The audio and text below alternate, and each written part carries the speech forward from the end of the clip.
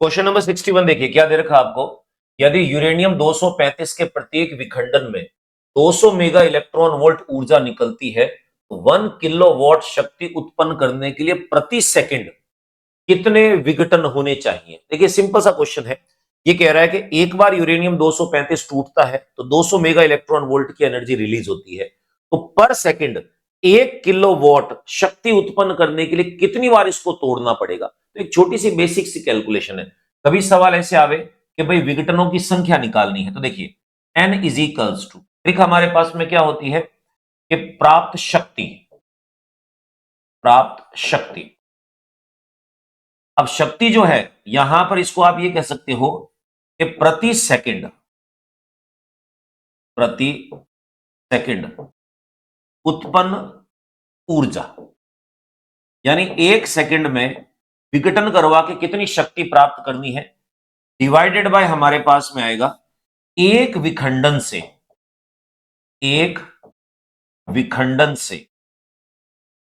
प्राप्त ऊर्जा। यानी एक बार यूरेनियम 235 टूटता है तो कितनी एनर्जी निकलती है। कई बार बच्चा ये पूछ सकता है कि सर यहां तो एनर्जी और यहां तो पावर है, तो पावर और एनर्जी तो डिफरेंस होते हैं, जबकि यहां देखिए सवाल में क्या पूछ रहा है, पर सेकंड कितनी चाहिए। इसका मतलब प्रति सेकंड जो ऊर्जा होती है इसी को शक्ति कहते हैं। अब देखिए आप ये कह सकते हो कि इसको जो शक्ति प्राप्त करवानी है वो आपके पास 1 किलोवाट है, तो 1 किलोवाट को मैं क्या लिख सकता हूं, 1000 लिख सकता हूं, डिवाइडेड बाय एक बार विखंडन से कितनी एनर्जी प्राप्त होती है, 200 मेगा इलेक्ट्रॉन वोल्ट। एक बार यूरेनियम 235 टूटता है 200 mega electron volt energy release करता है। तो देखिए इसको जूल में कन्वर्ट करेंगे, और तो 1000 हमारे पास, नीचे 200 मल्टीप्लाई मेगा का मतलब 10 की पावर 6 और 1.6 इंटू 10 की पावर -19। अब इस पूरे को सॉल्व करना है। ऑप्शन में देखिए सब में 3.125 दे रखा, बस पावर का दिक्कत है, तो सबसे पहले पावर्स को इकट्ठा करेंगे। तो नंबर देखिए ये हमने लिखा इसमें 10 की पावर 3 बन गया, इसमें ये ऊपर जाएगा -2 बन गया, इसमें ये ऊपर जाएगा -6 बन गया, ये ऊपर जा रहा आपके पास में +19। अब नंबर कौन से बचे, ऊपर तो 1 है और नीचे हमारे पास में आ गया ये 3.2। हम ये लिख सकते हैं n is equals to, calculative part है और कुछ नहीं, देखिए 19 और 2 ये 3, ये हो गया हमारे पास 22, 22 में से 8 चले गए तो टोटल मिला के आपके पास में लगभग 14 रहा इसमें। तो हम कह सकते हैं 1/3.2 इंटू 10⁻14। अब देखिए यहां से शिफ्ट किया, इसको लगा दिया, अब इसको काटिए, ये 5 हो गया और ये बन गया आपके पास में 16। इसको जब सॉल्व करेंगे तो 0.16 बन गया, 2 बच गया 0, ये एक बार चला गया, तो ये बन जाएगा 25 इंटू 10⁻14। और किस फॉर्म में पूछ रहा है आपसे, 3 पॉइंट में पूछ रहा है, तो इसको मैं ऐसे लिख सकता हूं 3.125 इंटू 10⁻, एक जीरो दे देंगे इसको 13।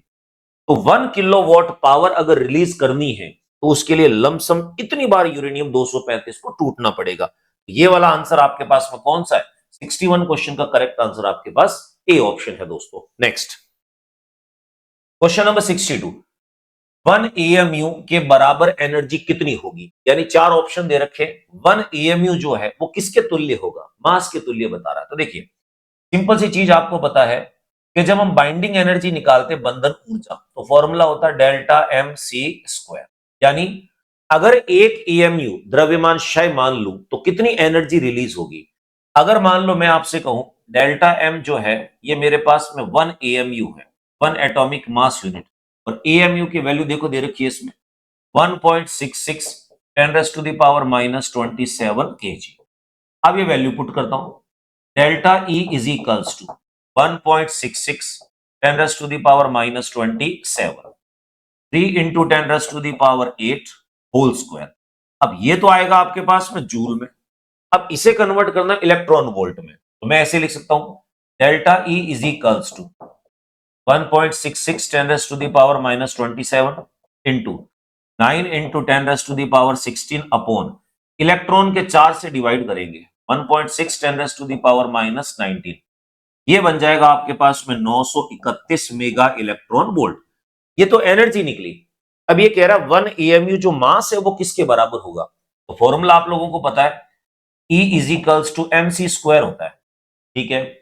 अब E is equals to M C square से वैल्यू मैंने निकाली, वो एक 931 मेगा इलेक्ट्रॉन वोल्ट। अब मास की वैल्यू निकालनी है तो C को नीचे ले जाओ, मास इक्वल्स टू आ गया 931 mega electron volt upon C square. 1 AMU जो मास है वो इसके इक्विवेलेंट है। अब ये ढूंढ लीजिए कौन सा है, तो आप कहोगे 931 मेगा इलेक्ट्रॉन वोल्ट पर सी स्क्वायर। सी आपके पास में स्पीड ऑफ लाइट है, तो 62वें क्वेश्चन का करेक्ट आंसर डी ऑप्शन दो। नेक्स्ट क्वेश्चन नंबर 63 क्या दे रखा है, नाभ के विखंडन में द्रव्यमान का प्रतिशत जो ऊर्जा में बदलता है, यूरेनियम 235 जब टूटता है तो कितना परसेंट मास एनर्जी में कन्वर्ट हो रहा है। तो देखिए आप लोगों को पता है कि यूरेनियम 235 जब एक बार टूटता है तो 200 mega electron volt energy generate होती है, ठीक है। पर 1 AMU मास अगर रिक्वायर्ड हो तो आपके पास में 931 मेगा इलेक्ट्रॉन वोल्ट एनर्जी बनती है। तो इन्हीं चीजों से हम ये निकालेंगे कि 200 mega electron volt energy release करने के लिए कितना AMU मास हमें चाहिए यूरेनियम 235 का। तो देखिए एक सिंपल सा फंडा है कि 931 मेगा इलेक्ट्रॉन वोल्ट ऊर्जा उत्पन्न करने के लिए, ऊर्जा उत्पन्न करने के लिए आवश्यक द्रव्यमान, आवश्यक द्रव्यमान यानी 931 मेगा इलेक्ट्रॉन वोल्ट अगर एनर्जी मुझे चाहिए तो मुझे कितना मास की रिक्वायरमेंट होगा, 1 AMU। अभी जस्ट पिछले क्वेश्चन में किया, ठीक है। अब मैं आपसे कहूं 1 मेगा इलेक्ट्रॉन वोल्ट ऊर्जा उत्पन्न करवानी है तो इसके लिए कितने द्रव्यमान की आवश्यकता होगी, तो आप लिखोगे 1 अपॉन 931 मेगा इलेक्ट्रॉन वोल्ट तो वही रहा, इंटू ये हो जाएगा 1 AM, ठीक है। यानी 1 mega electron volt energy develop करनी है तो इतना AMU चाहिए।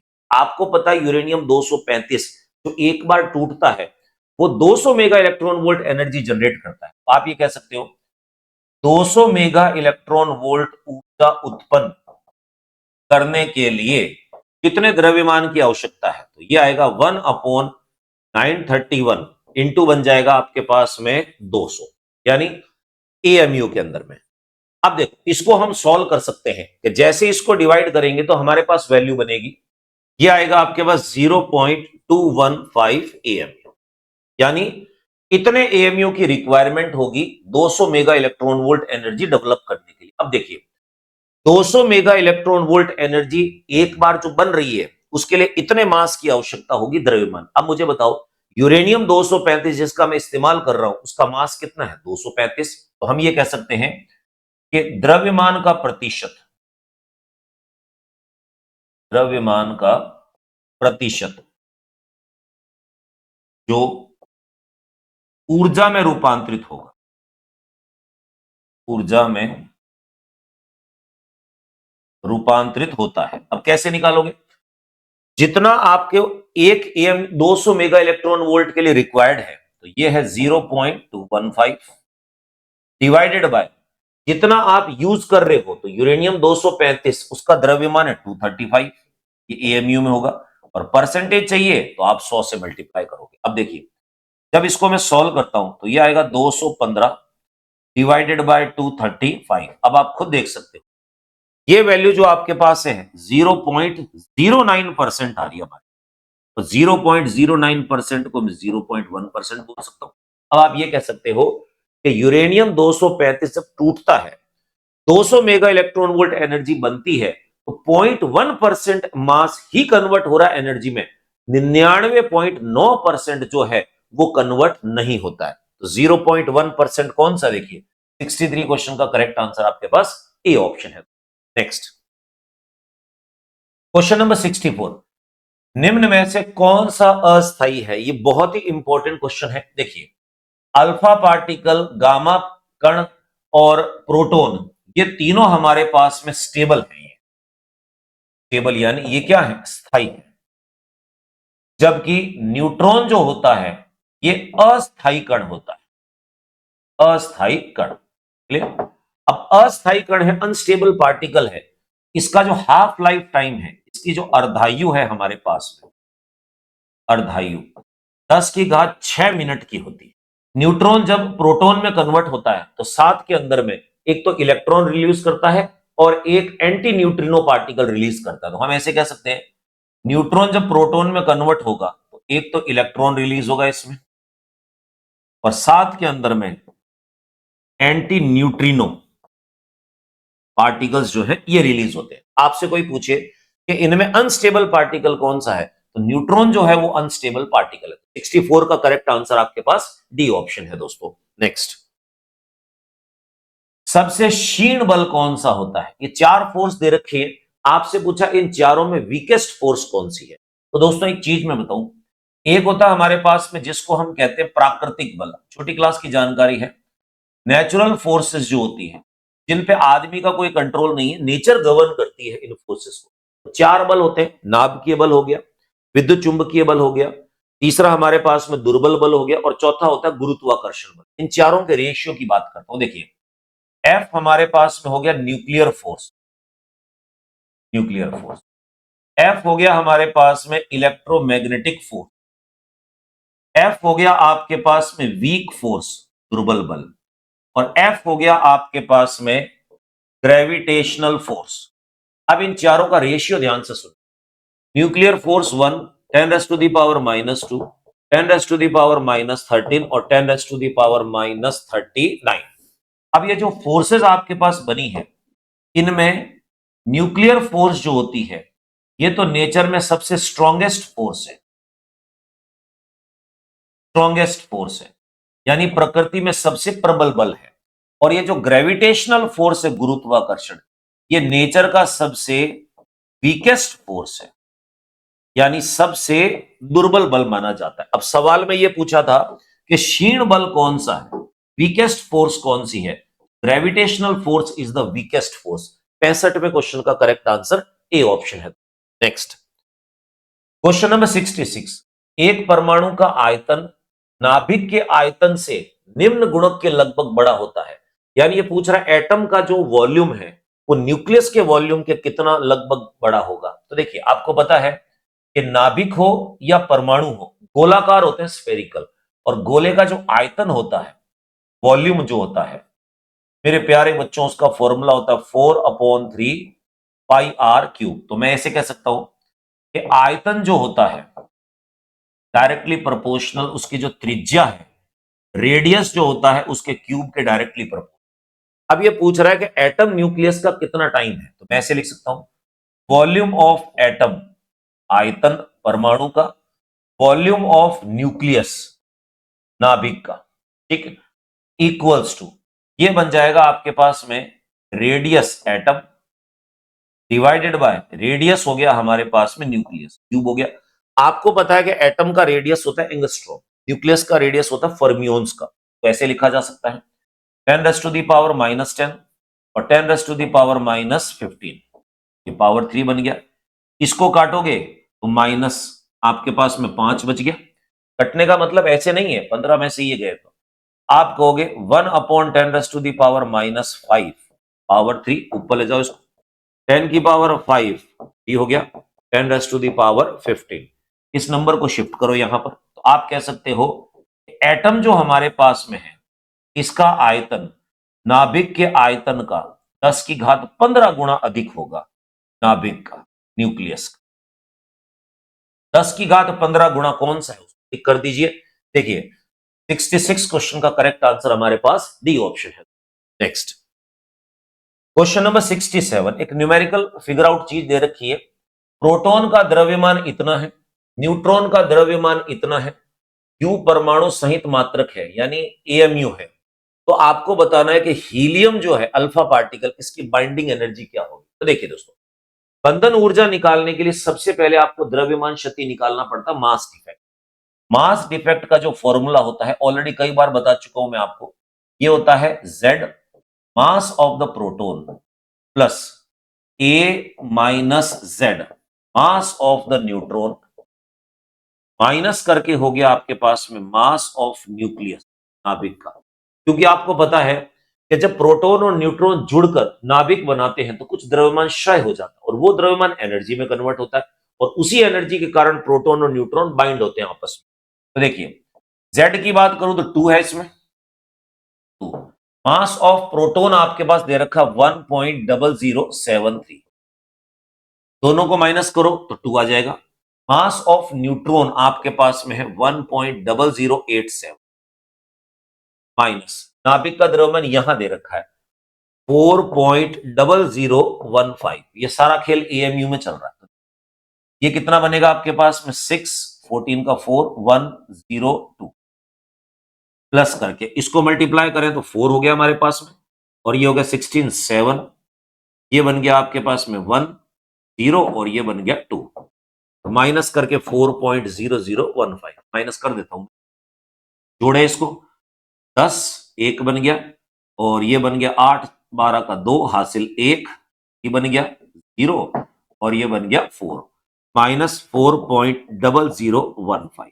अब सॉल्व कर देते हैं, देखिए 4.0320, 320 में से 15 माइनस करना है तो आप कहोगे 0.0305 AMU, यानी इतना जो मास है इतना डिफेक्ट हुआ।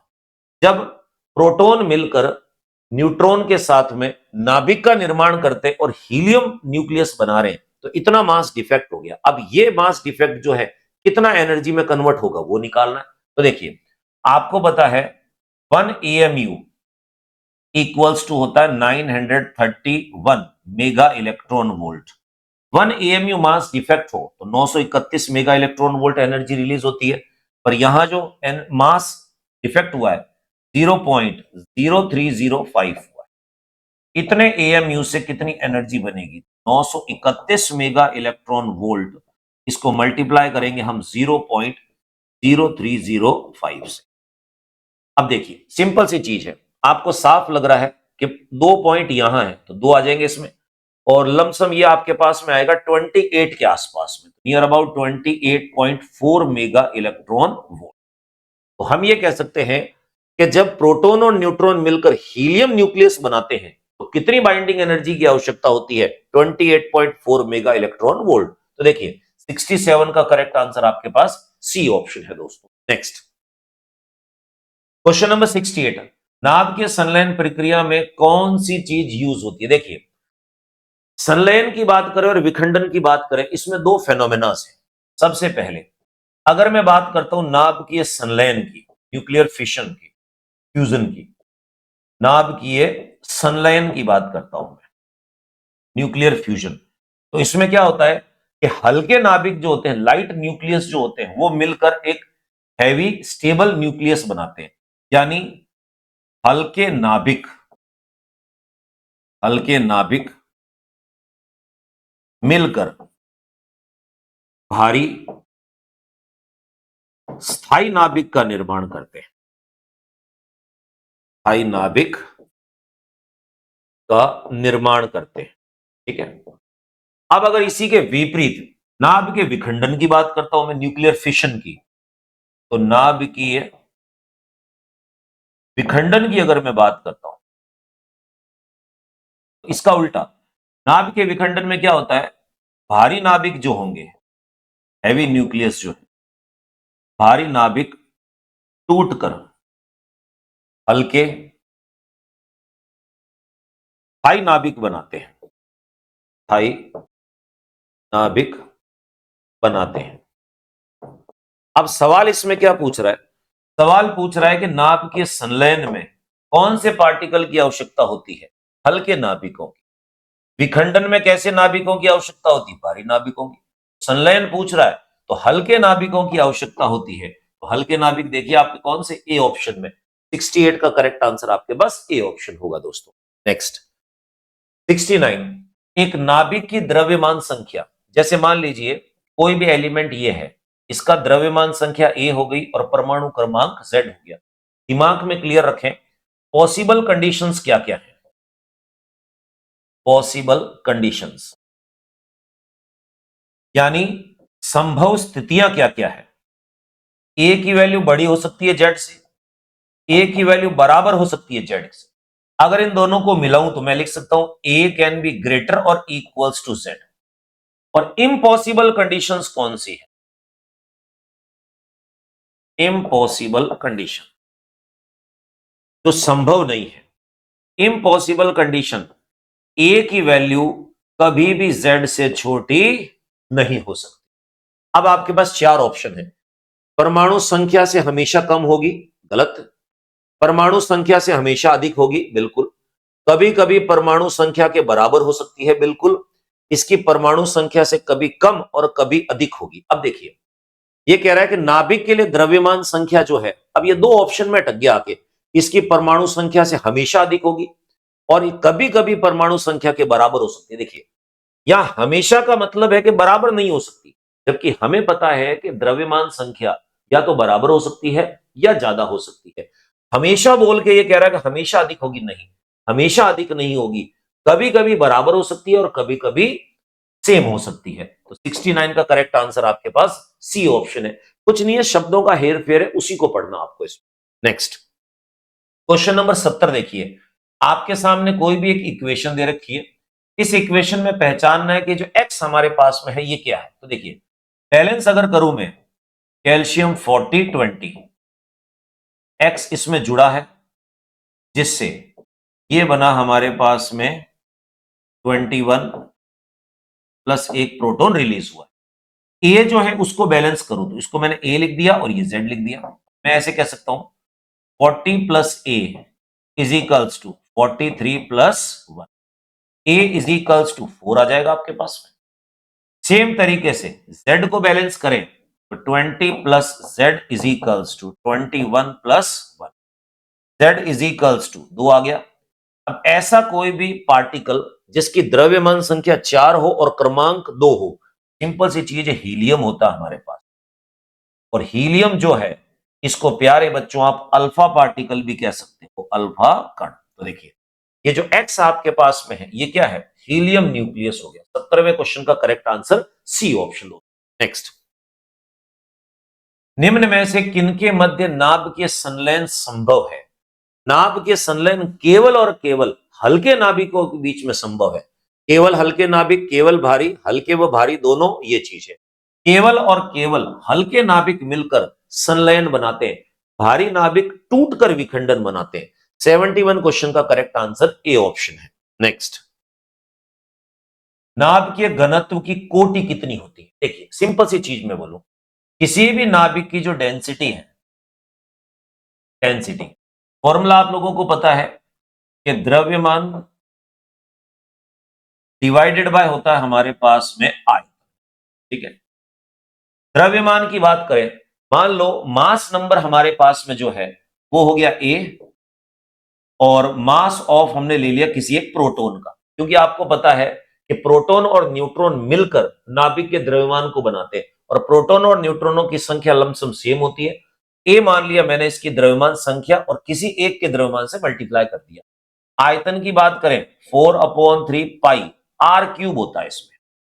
अब जरा ध्यान से देखिएगा, रेडियस ऑफ न्यूक्लियस की बात करें तो फॉर्मूला होता है R equals to R naught A की power 1/3।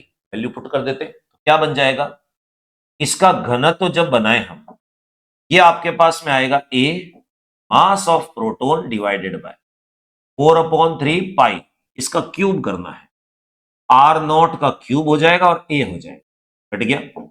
Mass of proton upon 4/3 pi R naught cube. मैं आपको एक चीज बताना चाह रहा हूं, किसी भी न्यूक्लियस की डेंसिटी हमेशा कांस्टेंट रहेगी।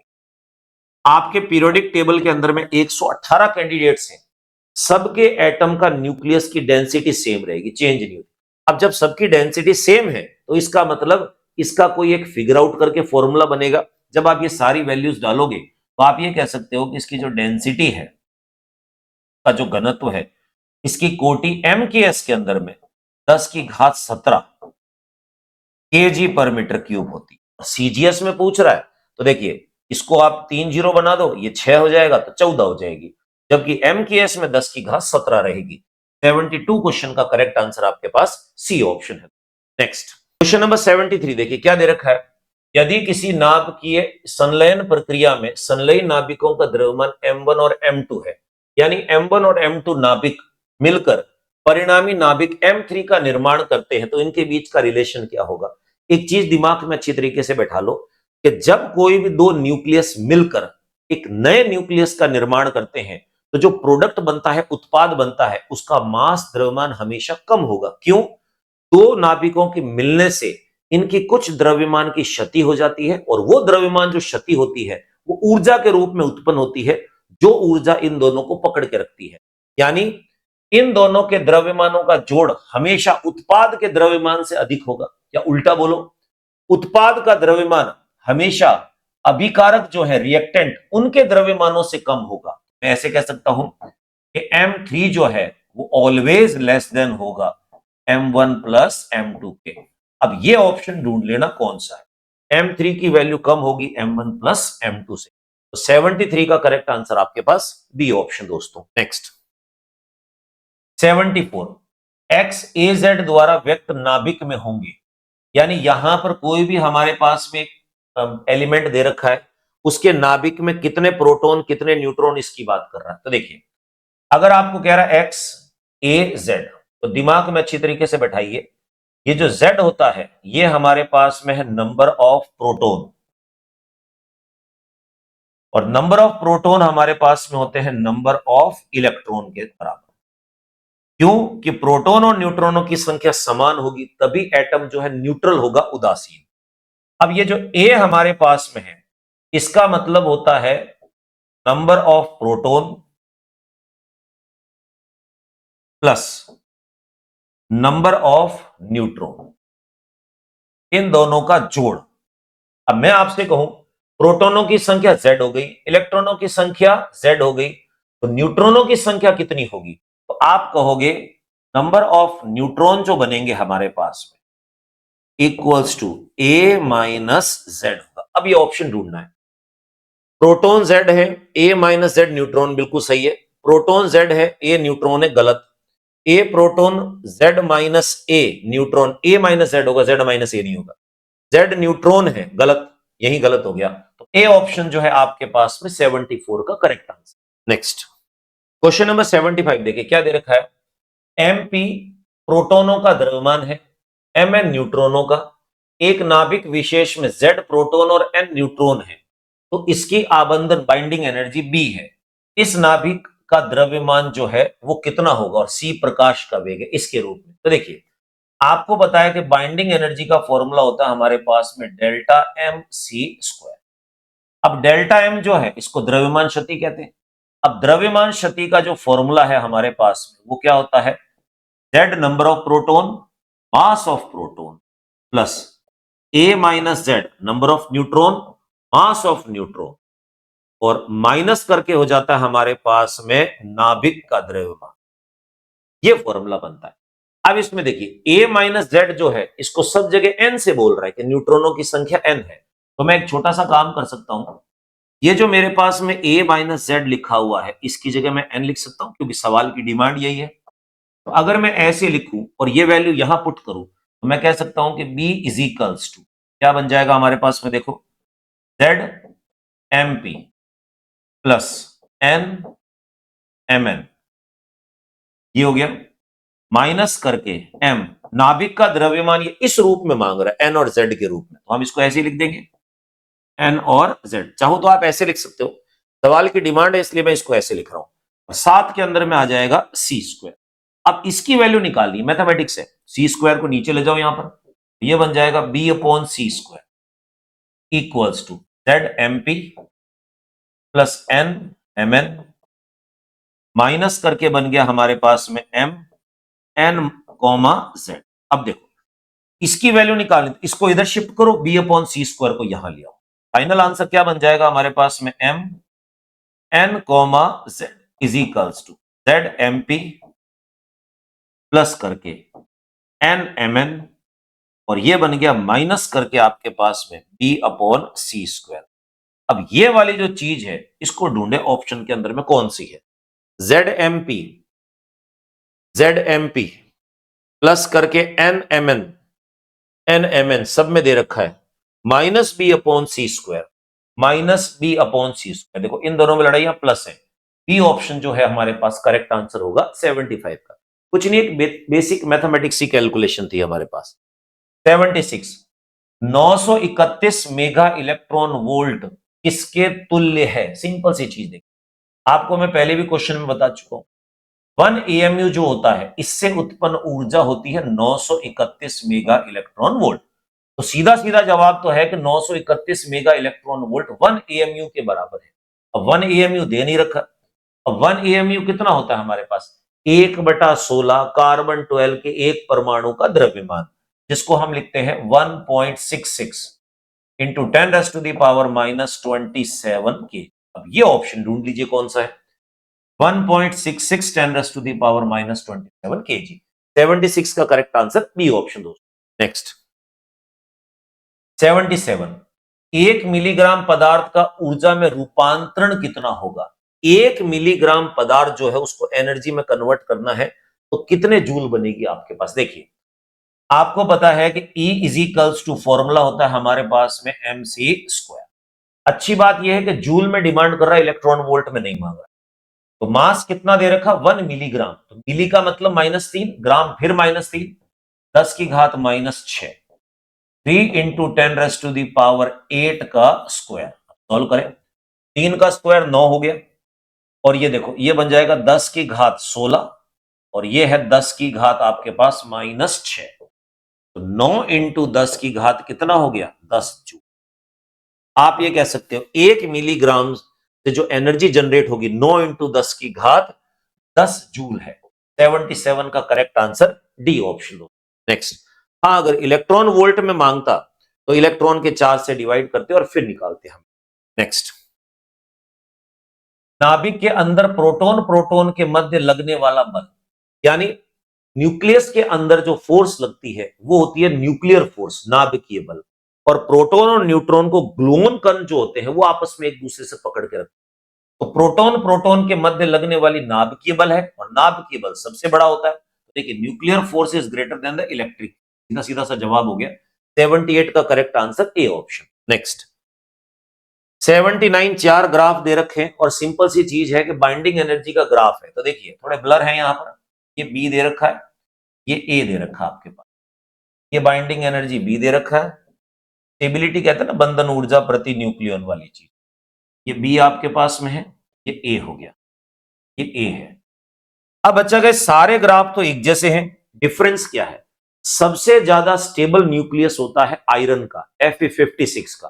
तो देखिए, सबसे ज्यादा स्टेबिलिटी जो जंप है इस ग्राफ में, कि जिस पॉइंट पे होना चाहिए वो पॉइंट होना चाहिए हमारे पास में आयरन के लिए दे रखा है। अब यहां देखो, सबसे ज्यादा जो जंप है वो तो 124 के लिए बता रहा था, गलत हो गया तो हमारे पास सब ये तो उल्टा चल रहा है ग्राफ, ये तो है ही नहीं। हालांकि इसको भी मान नहीं सकते, पर फिर भी मान ले तो हाईएस्ट तो बता रहा 96 के लिए, जबकि सबसे ज्यादा स्टेबिलिटी आयरन न्यूक्लियस की होती है। ग्राफ ए हमारे पास में करेक्ट आंसर होगा 79 क्वेश्चन। नेक्स्ट क्वेश्चन नंबर 80 देखिए क्या दे रखा है? हमें निम्न परमाणुवीय द्रव्यमान दिए गए हैं। यूरेनियम 238, थोरियम, हीलियम दिया हुआ है। यूरेनियम 238 का अल्फा क्षय के दौरान में मुक्त हुई ऊर्जा कितनी होगी? एनर्जी निकालिए। तो केमिकल रिएक्शन लिख सकते हैं, यूरेनियम 238, इससे एक तो निकलेगा थोरियम 234, ये रेडियो एक्टिव सीरीज है। साथ में निकल रहा है एक अल्फा कण हीलियम 4 लिख दें, एटॉमिक नंबर में इंटरेस्टेड नहीं है। और साथ में निकली एनर्जी। अब ये कह रहा है आपसे ये एनर्जी कितनी होगी, तो एनर्जी आपको पता है E is equals to mc² से निकाल सकते हैं। पहले तो इनका m निकालते हैं। तो देखिए हम ये कह सकते हैं मुक्त ऊर्जा जो है, मुक्त ऊर्जा कैसे निकलेगी? डेल्टा mc² करके निकले, और इलेक्ट्रॉन वोल्ट में मांग रहा है, लास्ट में इलेक्ट्रॉन के चार्ज से डिवाइड करेंगे। अब डेल्टा m कैसे निकलेगा? पहले जितना था और बाद में जितने हैं इन दोनों का डिफरेंस करेंगे, ये बन जाएगा। देखिए यूरेनियम 238 की वैल्यू यहां दे रखी है, ये आपके पास में आएगा 238.05079 प्लस करके, सॉरी माइनस करके। अब ये दोनों जो हमारे पास है ये माइनस होंगे इस साइड के अंदर में। तो थोरियम जो हमारे पास में वो दे रखा है 234.0463 माइनस करके, अल्फा जो है ये भी प्रोडक्ट है, तो ये आपके पास है 4.00260 और इसको मल्टीप्लाई करेंगे हम c²। और लास्ट के अंदर में अगर इलेक्ट्रॉन वोल्ट में कन्वर्ट करना है तो मैं इसको डिवाइड कर दूंगा पूरे को 1.6 इंटू 10⁻⁻19। और आपको पता C की वैल्यू हमारे पास में 3 इंटू 10⁻8 है। अब जब आप इस पूरे को सॉल्व करेंगे तो जो मुक्त ऊर्जा है, रिलीज एनर्जी है, वो बनेगी हमारे पास 4.25 mega electron volt. Calculative part, calculation कर सकते हो। तो आप कहोगे इस दौरान के अंदर में अल्फा जब रिलीज होगा तो उस दौरान में जो एनर्जी जनरेट होगी वो 4.25 मेगा इलेक्ट्रॉन वोल्ट है। 80 क्वेश्चन जो है उसका करेक्ट आंसर आपके पास बी ऑप्शन है दोस्तों।